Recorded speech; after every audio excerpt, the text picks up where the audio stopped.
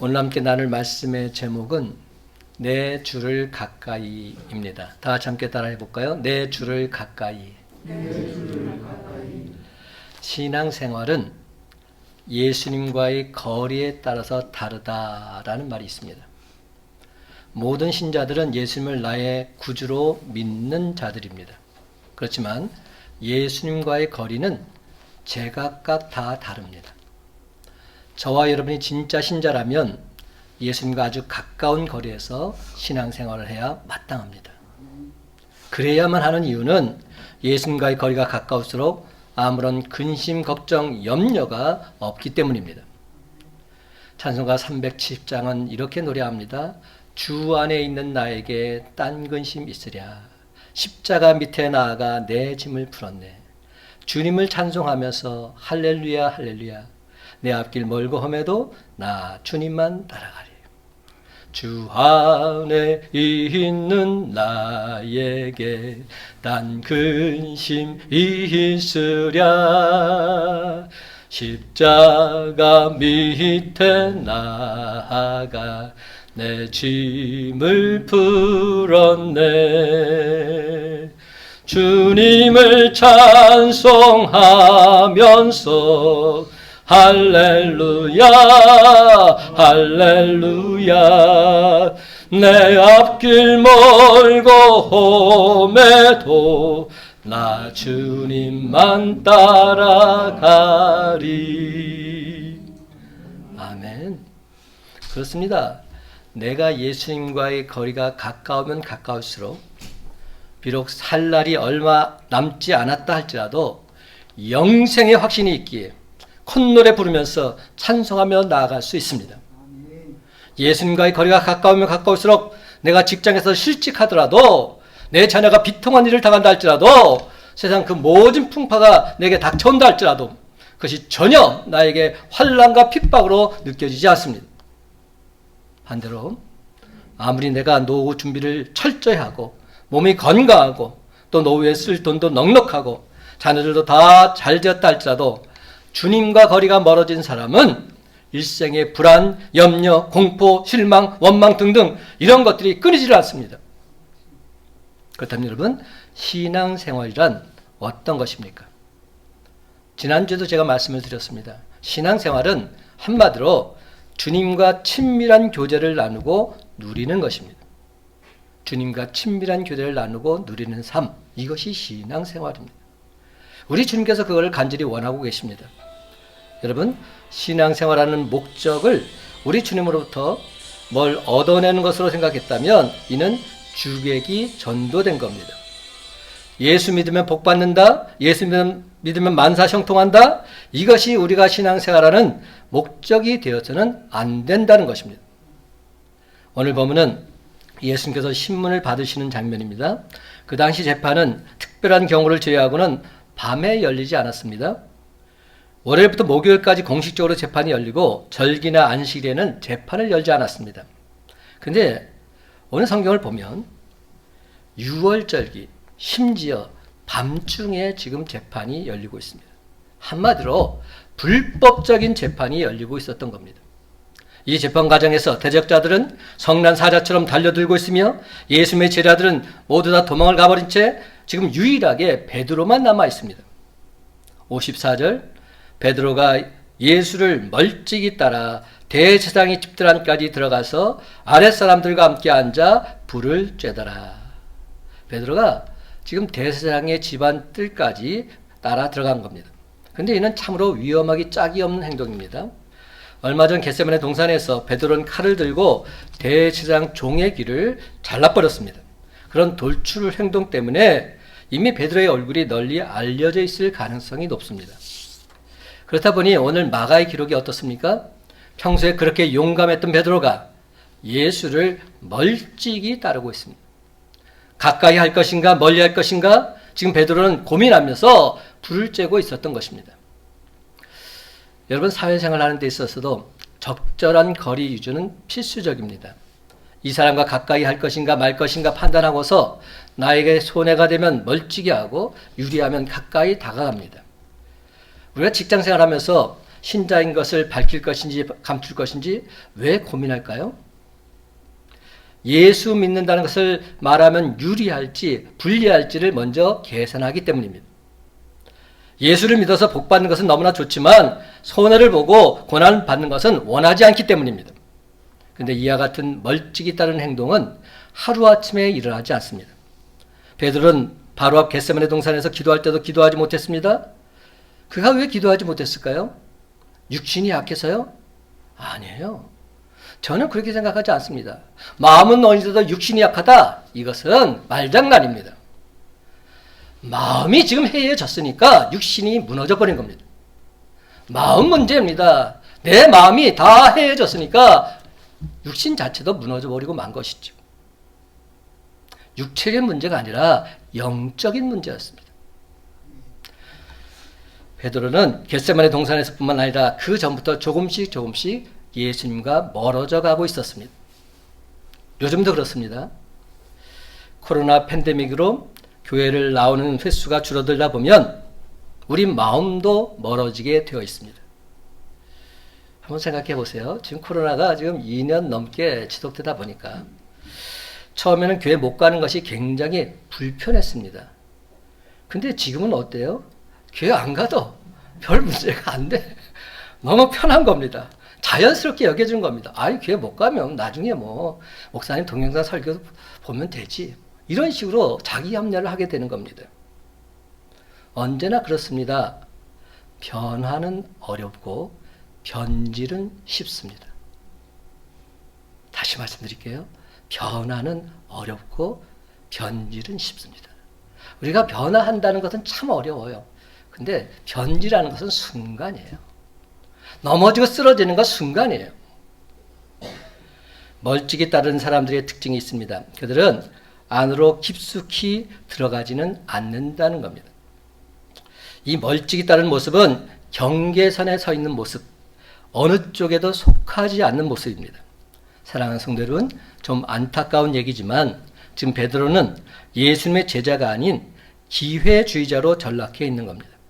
그렇습니다. 멀찍이 이 말의 뜻은 뭡니까? 도망을 치기 직전의 예비 단계라 할 수 있습니다. 이거예요. 여차하면 잘 보고 있다가 치겠다는 겁니다. 도망가겠다는 겁니다. 지금 주님을 따라가겠다는 게 우선이 아니라 여차하면 내가 도망치고 말겠다 이겁니다. 헌신이 아니라 도피로 가고 있는 수순을 밟고 있는 겁니다. 결국 베드로는 예수님을 부인하고 도망을 치고 있습니다. 그 첫 번째 이유가 멀찍이 따랐다는 데 있다는 겁니다. 그러므로 우리도 각자의 신앙을 한번 진단해 볼 필요가 있습니다. 교회를 몇 년 다녔는가 이게 중요한 거 아닙니다. 예수님과의 거리가 중요합니다. 10년, 20년, 30년 다녀도 늘 주님과 멀찍이 다녔다면 그것은 주님을 따른다 말할 수 없습니다. 사실 주님을 따른다는 것이 쉬운 일입니까? 아니지요. 내가 좋을 때만 따른다면 그것은 따르는 게 아닙니다. 연예인을 따르는 것과 똑같습니다. 팬들은 그래요. 연예인을 따르다가 연예인이 조금 뭐 잘못하면 순간 돌아서 버립니다. 그들과 뭐가 다릅니까? 예수를 따라가면서 위험이 찾아오는 순간에 내가 어떻게 반응하는가, 그때 비로소 진짜 그리스도인인지 가짜 그리스도인인지 판별이 나게 되어 있습니다. 예수를 따라가다가 가장 위험한 순간에 닥쳤을 때 내가 끝까지 주님을 따라가는지 그렇지 못한지 여기에 달려있는 겁니다. 그렇다면 여러분, 베드로는 왜 멀찍이 주님을 따르고 있을까요? 제자로서의 정체성이 흔들리고 있기 때문입니다. 제자가 뭡니까? 제자는 스승을 따르는 사람이 제자입니다. 그러니까 예수를 따르는 사람이 예수님의 제자 아닙니까? 그런데 따를 것인가 말 것인가 멀찍이 태도, 이것은 제자의 모습이 아닌 겁니다. 제자를 할 수 없습니다. 베드로라는 이름은 예수님이 지어주신 이름으로 본래 이름은 시몬입니다. 마태복음 16장 18절 보면 또 내가 내게 이르노니 너는 베드로라 내가 이 반석 위에 내 교회를 세우리니 음부의 권세가 이기지 못하리라. 여러분, 이름은 그 사람의 정체성입니다. 예수님께서는 왜 시몬의 이름을 베드로, 즉 반석이라고 지어주었을까요? 사실 그는 굉장히 충동적인 사람이었습니다. 시몬으로 살았을 때는 늘 항상 흔들리고 불안정한 삶을 살았습니다. 환경에 따라서 춤을 추는 사람이었습니다. 그런 그에게 예수님께서는 반석처럼 흔들림 없는 삶을 살라고 베드로라는 이름을 지어주신 것입니다. 그런데 베드로는 단단한 반석이 아닌 크리스탈처럼 깨어지고 부서지고 있습니다. 그렇다면 도대체 무엇이 문제입니까? 그것은 바로 그의 믿음에 있습니다. 그는 예수님의 수제자임에도 아직까지도 예수 그리스도가 누구인지 모르고 있는 겁니다. 그렇습니다. 그가 흔들리는 이유는 예수님에 대한 무지 때문입니다. 내가 따르고자 했던 예수가 누구인지 모르니까 그를 믿지 못하게 되고 그래서 못 따르게 되는 겁니다. 사랑하는 성도 여러분, 우리가 살면서 언제 가장 힘이 들까요? 내 인생이 통째로 흔들릴 때입니다. 내가 기대한 만큼 상황이 돌아가지 않으면 미래도 불안해집니다. 그래서 직장을 계속 다녀야 하나, 사업을 계속해야 하나 고민하게 됩니다. 바로 그때 우리는 어려운 문제가 닥쳤기 때문에 내 인생이 흔들린다 이렇게 생각합니다. 여러분, 아니에요. 아닙니다. 상황은 언제나 흔들립니다. 상황이 내 인생을 흔드는 것이 아니라 내 믿음이 흔들리기 때문에 상황도 흔들리게 되는 것입니다. 그렇습니다. 베드로는 지금 예수님에 대한 그의 믿음이 흔들리고 있습니다. 한밤중에 제자들이 바다를 건너고 있을 때 풍랑이 일어나서 배가 자초의 위기에 빠졌던 적이 있었지요. 공강에 처했던 바로 그때 주님께서 물 위로 걸어오셨습니다. 베드로는 깜짝 놀라면서 나를 명하사 물 위로 오라서서 간구했습니다. 이에 주님이 오라고 하셨지요. 그러자 베드로는 곧장 풍랑이 있는 바다 위로 발을 내딛고 걸어갔습니다. 참으로 놀라운 일이 벌어진 겁니다. 하지만 이내 곧 성난 물결을 바라보다가 바다로 빠져버리고 맙니다. 예수님에게서 눈을 떼자 다 흔들리고 만 겁니다. 상황은 변화되지 않았어요. 똑같습니다. 그러나 예수 그리스도에게서 시선을 떼는 순간 바다에 빠져버리고 만 것입니다. 예수님께서 즉시 손을 내밀어 그를 붙잡으시면서 뭐라고 말씀하셨습니까? 믿음이 작은 자여 왜 의심하였느냐. 믿음이 문제라는 겁니다. 믿음이 작은 자여 왜 의심하였느냐. 그렇습니다, 여러분. 상황이 아닌 예수 그리스도에게 모든 것이 달려있기에 예수님께 초점을 맞추는 것이 중요한 줄 믿으시기 바랍니다. 예수 그리스도에게서 시선을 떼기 시작하면 세상의 상황이 파도처럼 나를 덮쳤어요. 그 삶이 통째로 우리를 흔들리게 만드는 것입니다. 사랑하는 성도 여러분, 베드로의 이처럼 흔들린 모습과 대조를 이룬 모습이 누구의 모습입니까? 바로 예수님의 모습이지요. 예수님의 모습은 우리가 그 다음부터 볼 수가 있습니다. 지금 예수님은 혹독한 신문을 받고 계십니다. 불법적인 재판이 계속 이어지고 있습니다. 저들은 말도 안 되는 거짓 증언을 하고 자기들끼리도 일치를 이루지 못하고 있습니다. 포악한 폭도처럼 상식적이지 않은 방식으로 재판하면서 예수님을 죄인으로 지금 마구 몰아가고 있습니다. 이 예수님께서는 어떻게 반응하고 계십니까? 60절과 61절 상반절 말씀. 대제사장이 가운데에 일어서서 예수에게 물어 이르되 너는 아무 대답도 없느냐? 이 사람들이 너를 치는 증거가 어떠하냐 하되 침묵하고 아무 대답도 아니하시거늘. 예수님은 침묵하고 아무 대답도 하지 않으셨습니다. 그렇습니다. 사실 누군가 나에 대해서 의심을 하고 질문하기 시작하면 답할 게 없습니다. 더욱이 저들이 확신을 갖고서 의심하고 있습니다. 그러하기에 내가 어떤 답변을 하고 어떤 설명을 해도 그것이 받아들여질 일 만무합니다. 그렇지 않습니까? 왜 저들은 그렇게 말합니까? 저들은 아예 믿지 않겠다 이렇게 결정하고서 묻고 있기 때문입니다.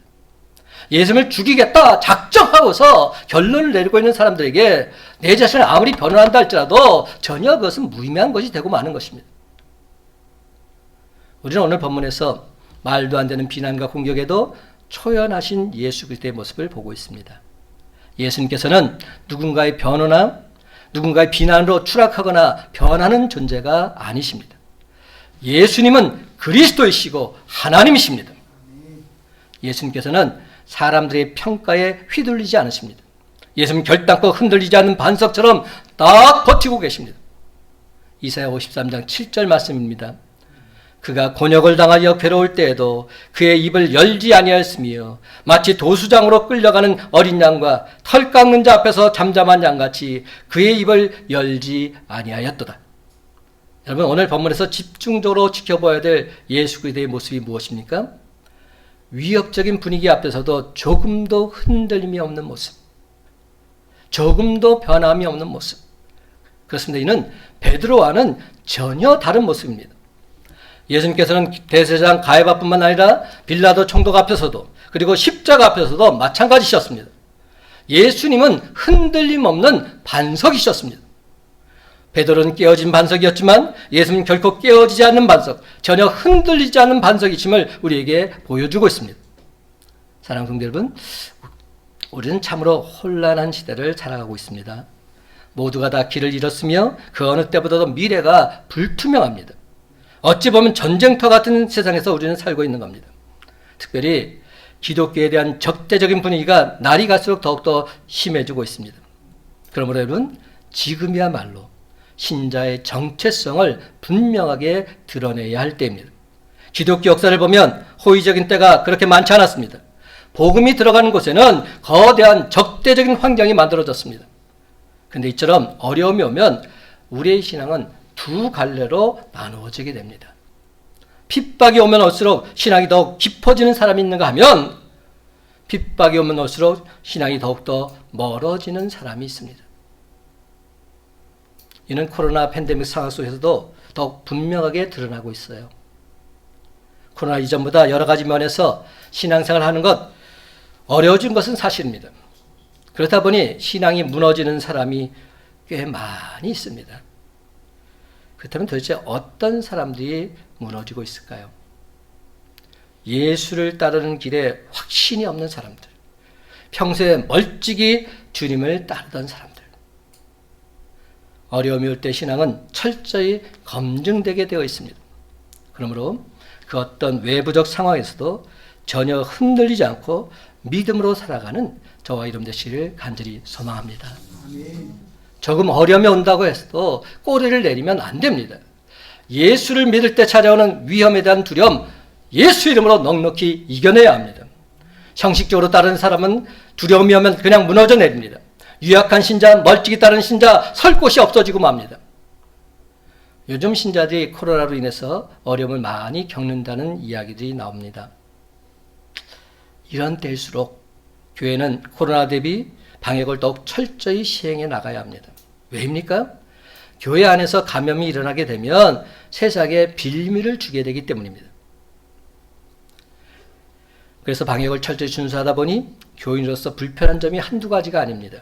그럼에도 불구하고 우리가 이런 불편을 감수해야 하는 이유는 세상에 떳떳이 말할 수 있어야 하기 때문입니다. 우리가 해야 할 일을 다 하고 나서 세상에 대해서 당당히 주장해야 합니다. 적대적인 환경에 눌릴 이유가 1도 없습니다. 신자에게 있어서 예배는 생명 그 자체이기 때문입니다. 물론 세상 사람들에게 예배 드리는 동안에는 바이러스가 침투 안 해. 성령 충만한 바이러스가 다 도망가. 이런 말하면 안 됩니다. 있다고 말하면 안 돼요. 이러면 결국 예수 믿는 자가 공공의 적으로 낙인 찍힐 수밖에 없습니다. 그러므로 사랑하는 성도 여러분, 이런 어려움이 주는 적대적인 환경 속에서 그리스도인들이 무엇을 증명해 보여야 하는지 이것이 중요합니다. 앞으로도 코로나는 없어지지 않고 한동안 계속 간다는 게 전문가들의 공통적인 의견입니다. 이런 어려운 상황 속에서 우리의 신앙을 어떻게 버텨내고 어떻게 지켜가야 하는지 이에 대해서 집중해야 합니다. 세상이 흔들린다고 해서 우리 신앙도 같이 흔들려서는 안 되는 것입니다. 다시 한번 자세히 살펴보시기 바랍니다. 상황 때문에 흔들리는 것이 아닙니다. 상황 때문이 아니라 우리의 신앙이 흔들리고 있기 때문에, 우리의 믿음이 흔들리고 있기 때문에, 그래서 상황이 흔들리는 가운데서 넘어지고 쓰러지고 마는 것이죠. 상황은 원래부터 흔들려 왔어요. 그러므로 나는 상황에 전혀 휘둘리지 않을 만큼 견고한 신앙을 가지고 있는가, 바로 이것을 점검해야 하는 것입니다. 어떤 상황이 있다 할지라도 나는 결단코 무너지지 않겠다. 예수 이름으로 승리하리라 선포할 수 있어야 합니다. 사랑하는 성도 여러분, 인생은 내가 흔들리고 싶지 않다고 해서 흔들리지 않는 것이 아니에요. 흔들리게 되어 있어요. 지금 2년여 동안 지속된 코로나 팬데믹 상황이 바로 그런 거 아니겠습니까? 도무지 우리가 어찌할 수 없는 상황에 빠져 있는 거 아니에요? 이 상황이 어떻게 지나기를 바라고 있을 뿐이지요. 어떻게 보면 하나님께서 지금 세상을 흔들고 계시지 않는가 이런 생각이 저에겐 듭니다. 그렇다면 왜 하나님께서 이렇게 세상을 흔들고 계실까요? 우리가 붙들고 있는 것을 다시금 확인하게 하시려는 데 있습니다. 지금 내가 붙들고 있는 게 과연 붙들 만한 것인지 그것을 우리에게 묻고 계신 겁니다. 그렇습니다. 하나님은 우리에게 결코 흔들리지 않는 것을 붙들라 사인을 주고 계신 것입니다. 평소에는 우리는 그런 생각 별로 하지 않습니다. 열심히만 살면 되지, 내가 꽉 붙잡으면 그게 영원한 것처럼 그렇게 생각하면서 살아갑니다. 그러나 하나님께서 훅 불기만 해도 그 어떤 것도 단번에 다 날아가게 되어 있습니다. 아무리 든든해 보여도 다 흔들리게 되어 있습니다. 여러분, 이 세상에서 결코 흔들리지 않는 것은 오직 예수 그리스도 주의 말씀뿐인 줄 믿으시기 바랍니다. 히브리서 13장 8절은 말합니다. 예수 그리스도는 어제나 오늘이나 영원토록 동일하시느니라. 베드로전서 2장 24절과 25절 말씀입니다. 모든 육체는 풀과 같고 그 모든 영광은 풀의 꽃과 같으니 풀은 마르고 꽃은 떨어지되 오직 주의 말씀은 세세토록 있도다. 오직 주의 말씀은 세세토록 있다. 분명히 말씀해 주십니다. 그렇습니다. 예수 그리스도는 어제나 오늘이나 영원토록 동일하십니다. 그리고 주님의 말씀은 세세토록 우리와 함께 하심을 믿으시기 바랍니다. 그러므로 우리 삶이 흔들릴 때마다 내가 지금 진리 안에 서 있는가를 확인해야 합니다. 누가 무슨 말을 했는가, 어떤 상황인가 이런 문제가 아닙니다. 핵심은 내가 진리를 꽉 붙들고 있느냐는 겁니다. 진리 안에 서 있으면 난 결단코 흔들리지 않습니다. 요한복음 8장 32절입니다. 진리를 알지니 진리가 너희를 자유롭게 하리라. 그렇습니다. 진리 안에서 우리는 참된 자유를 누려야 합니다. 눈치 볼 이유, 머뭇거릴 이유 없습니다. 진리를 온몸으로 체득하게 되면 당당하게 살아갈 수 있습니다. 그러므로 사랑하는 성도 여러분, 영원토록 변화없는 오직 예수 그리스도만이 저와 여러분의 반석이 되어야 할 줄로 믿습니다. 산상설교에서 예수님께서는 모래의 집을 짓지 말고 반석에 지으라고 하셨죠. 그렇습니다. 진리요 반석이신 예수 그리스도 위에 세워진 집 결단코 흔들리지 않습니다. 그러나 인간이 세운 집은 비가 오고 바람이 불면 무너져 버립니다. 바로 지금 베드로의 모습이 이와 같습니다. 요즘 많은 사람들이 메타버스라는 것에 대해서 관심을 가지고 있어요. 저만 그런가요? 제가 보니까 요새 메타버스란 말이 계속 나오더라고요. 이게 도대체 뭔가 한번 확인해 봤어요. 메타가 뭔가 했더니 가상이라는 영어 단어고요. 버스는 우주라는 유니버스를 일단 메타버스는 결국 뭐냐면 가상 세계인데 현 시세와 똑같이 구현하는 그런 세계를 메타버스 세계라고 말해요. 그 지난주에 그 서해 수호 날인가요? 그때 그 연평해전 전사자인 고 윤영아 수령의 육성 음성이 복원됐어요. 그러니까 이미 죽은 지 15년 넘은 분인데 그 음성이 똑같이 복원이 되는 겁니다. 그래서 가상이지만 현실처럼 느껴지는 겁니다. 이게 바로 메타버스입니다. 알고 보면 우리의 삶 전체가 메타버스인지도 모르겠습니다. 오직 믿음으로만 보이는 세계가 있습니다. 바울은 눈에 보이는 것은 보이는 게 아니요 보이지 않는 것이 보이는 것이라고 말했습니다. 무엇이 가상이고 무엇이 현실인지 혼란스럽습니다. C.S. 루이스의 표현을 빌자면 오늘 우리가 사는 세상은 그림자와 같습니다. 실체는 천국에 있는 것입니다. 믿음의 눈이 없으면 가상을 현실로 믿고 살게 됩니다. 엄밀히 말하면 우리의 눈에 보이는 지금 경험하고 있는 것들 잠시 잠깐 다 지나가는 것들 뿐입니다. 우리 인생은 모래의 지음집과 같습니다. 한때는 대단했지만 언젠가는 다 무너져 버리고 맙니다. 여러분, 세상은 지금 흔들리고 우리 삶은 요동치고 있습니다. 이는 교회도 마찬가지입니다. 코로나로 인해서 급격한 변화를 요구받고 있습니다. 코로나 이후 수많은 직업들이 사라지고 AI, 즉 인공지능 혁명이 가속화되고 있습니다. 예상하지 않았던 직업들이 떠오르는 이 변화의 속도는 한마디로 빛의 속도라 말할 수 있습니다. 이런 시대 속에서 상황과 환경을 따라간다면 우린 이내 곧 길을 잃어버리고 헤매고 말 것입니다. 사랑하는 성도 여러분, 여러분은 지금 어떤 삶을 살고 계십니까? 혹시 여러분의 신앙과 삶이 여지없이 흔들리고 있지는 않으십니까? 그렇다면 도대체 왜 흔들리십니까? 지금 여러분은 무엇을 붙들고 계십니까? 예수님은 베드로를 반석이라고 불러주셨지만 그는 바람에 흔들리는 갈대와 같았습니다.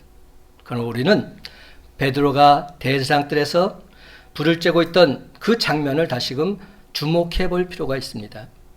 불빛에 비치는 그의 얼굴은 불안하기 짝이 없습니다. 그렇습니다.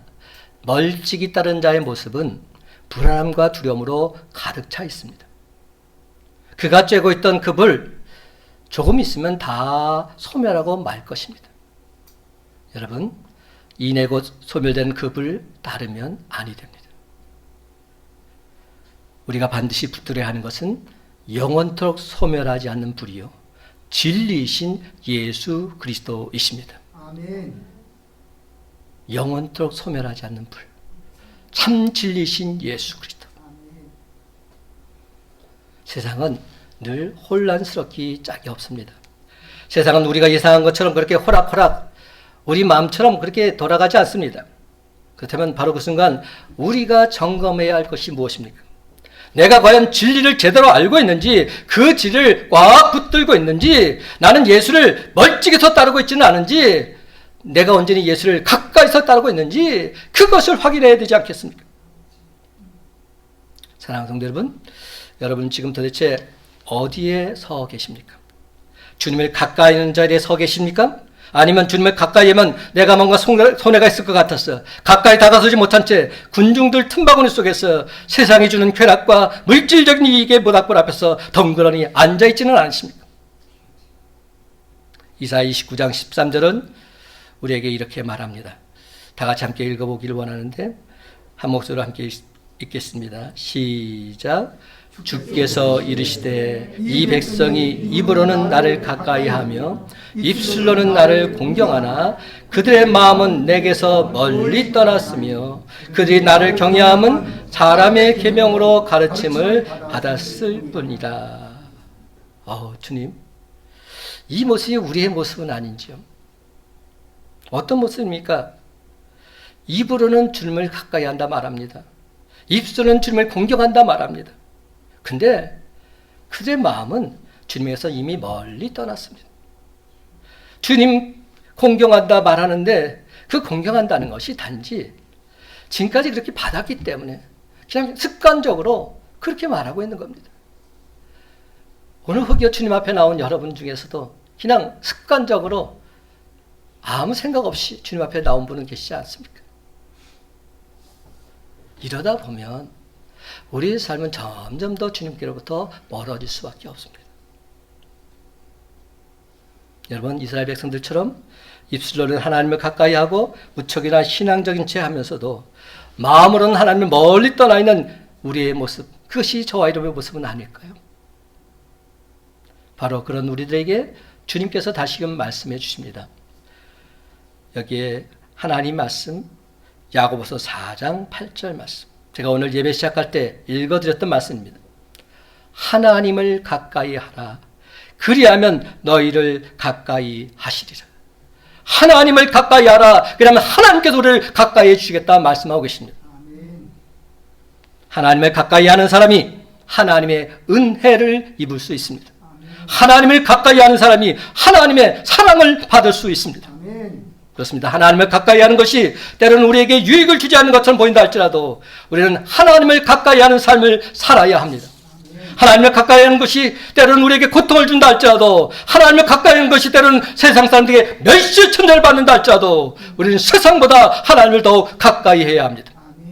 세상에 있는 그 어떤 사람보다도 우리는 주님께 더욱더 가까이 다가서야 합니다. 적당히 거리를 두고서 멀찍이서 주님을 따라가는 신앙, 나를 보는 사이에 세상이라는 군중틀의 틈바구니에 서게 됩니다. 그러다가 급기야 어느 순간 주님을 모른다 부인하게 될런지도 모릅니다. 왜냐하면 저희는 모두 다 연약한 존재들이기 때문에. 별거 아닙니다. 대단한 것 같죠? 아니에요. 쓰러지고 무너지고 넘어지는 건 순간입니다. 베드로는 절대로 주님을 부인하지 않겠다고 호언장담했던 사람, 주님을 위해서라면 목숨까지도 불사하겠다고 말했던 사람. 그러나 주님을 멀찍이서 따르다가 그만 천한 결정 앞에서 주님을 모른다 3번씩이나 부인하는 엄청난 죄를 짓고 말았습니다. 그럼 여러분, 오늘 시간 간절히 부탁합니다. 이 사순절 기간에 적당히 멀찍이서 주님을 따라가는 신앙인이 되지 마시기 바랍니다. 오히려 주님께 더욱더 가까이 나아가시기 바랍니다. 하나님께 가까이 하면 내게 복이라 고백했던 시편 기자처럼 주님 안에서 참된 위로와 평강을 맛보면서 영적 전투에서 반드시 승리하는 믿음의 용사들이 다 되시기를 간절히 소망합니다. 아멘. 여러분, 이 세상에서 살다 보면 분명 힘들 때도 있고요, 손해를 볼 때도 있고요, 고난이 올 때도 있습니다. 그렇지만 예수 그리스도 오직 주님만이 생명의 길이요 구원의 길이요 영원토록 사는 복된 길인 줄 믿으시기 바랍니다. 사랑하는 성도 여러분, 오늘 시간 여러분이 진정 예수 그리스도를 나의 구주로 믿기로 다시금 작정했다면 멀찍이가 아니라 바짝 예수 그리스도를 따라가는 주님의 찐 제자들이 다 되시기 바랍니다. 그렇습니다. 이제부터는 제발 양다리 걸치지 마십시오. 애매모호하게 머뭇거리지 마십시오. 예수 외에 다른 길은 없습니다. 죽어도 예수, 살아도 예수, 망해도 예수, 흥해도 예수입니다. 아멘. 오직 예수 그리스도가 우리의 유일한 소망이 되신 줄 믿으시기 바랍니다. 아멘. 조금 전에 불렀던 찬송, 내 주를 가까이 하게 함은 십자가 짐 같은 고생이나 내 일생 소원은 늘 찬송하면서 주께 더 나가기 원합니다. 여러분, 이 찬송가 가사처럼 반석이 되시며 전혀 흔들리지 않는 예수 그리스도 우리 주님께 더욱 가까이 나아가시기 바랍니다. 아멘. 이제 말씀을 했습니다. 사랑하는 성도 여러분, 주님의 인도하심과 주님의 섭리하심 따라 이 험한 세상에서 늘 항상 승리의 궤가를 부르면서 모든 영광 모든 찬송을 하나님께 돌리며 살아가는 저와 여러분의 복된 삶이 다 되시기를 예수님의 이름으로 간절히 축원합니다.